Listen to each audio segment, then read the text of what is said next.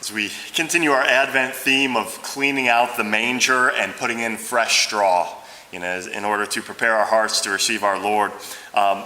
One of the obstacles I wanted to focus on today with the spiritual life that we often need to clean out is consumerism. We live in one of the wealthiest societies ever in the history of the world.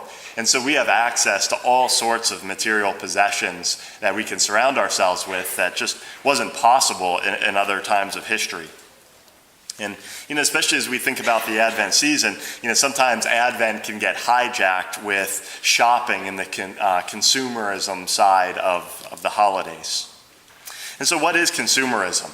One definition is a system in which individuals seek to acquire goods and services beyond what is necessary or as a status symbol.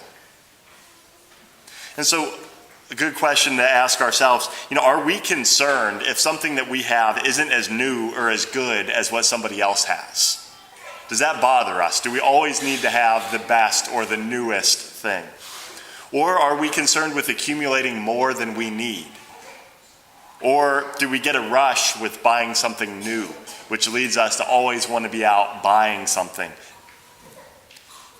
What that can do is it can turn us away from seeking fulfillment in our interior life and in union with God, and turn us instead towards seeking fulfillment in something that's exterior.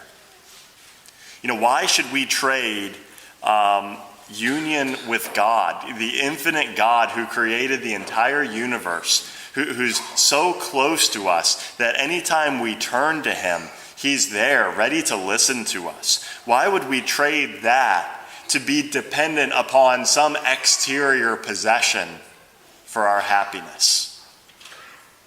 If we think about, exterior possessions, we might be real excited about getting a new iPhone or getting some new piece of clothing or a new car or the latest technology, whatever it might be.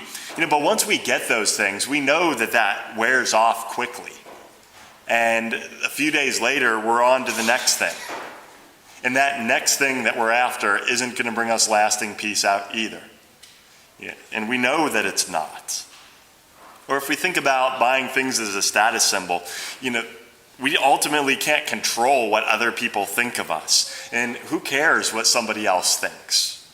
How many people need to be impressed with us before we'll be happy and fulfilled?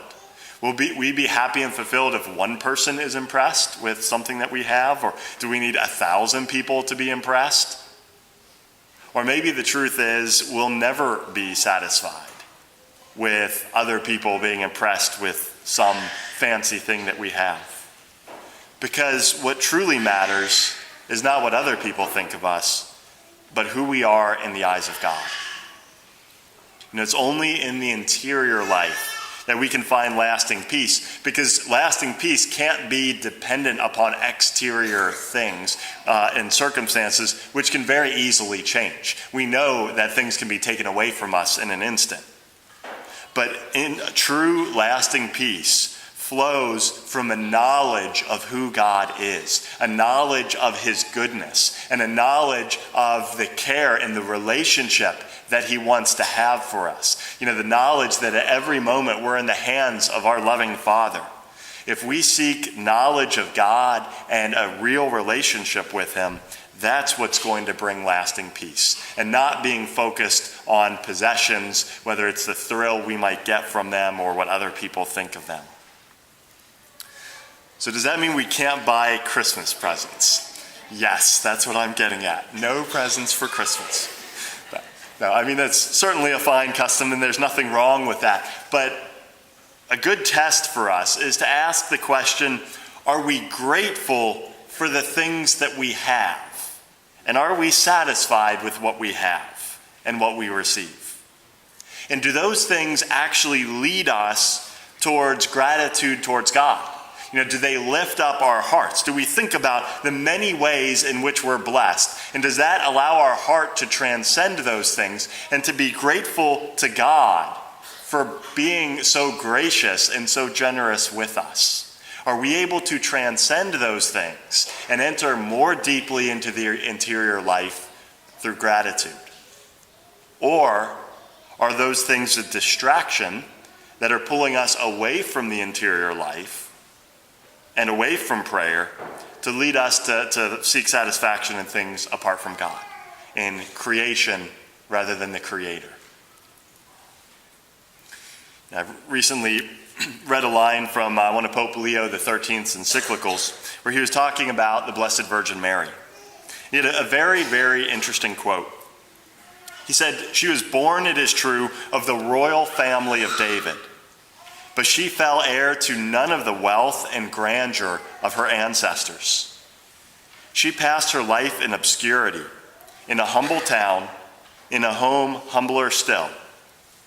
The more content with the poverty of her home, because it left her freer to lift up her heart to God and to cling to him closely as the supreme goodness for which her heart yearned."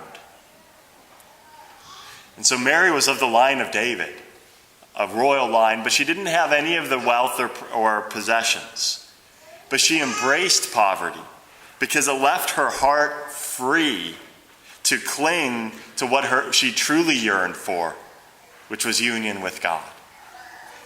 That's the straw in the manger of Our Lady's heart. She embraced poverty so that her heart was free to yearn for God. And imagine the joy and peace that she experienced knowing that the only thing her heart truly yearned for was for union with God. Imagine the joy and peace she was able to experience when she carried the Christ child within her for 9 months. Imagine the fulfillment of the longing in Our Lady's heart. And so, are our hearts like Mary's heart? Well, if we're honest, probably not. There's probably a lot of purification that needs to happen within our own hearts. There's probably a lot of detachment that needs to happen with possessions or other things that we might be attached to. But that doesn't mean we can't strive to get there.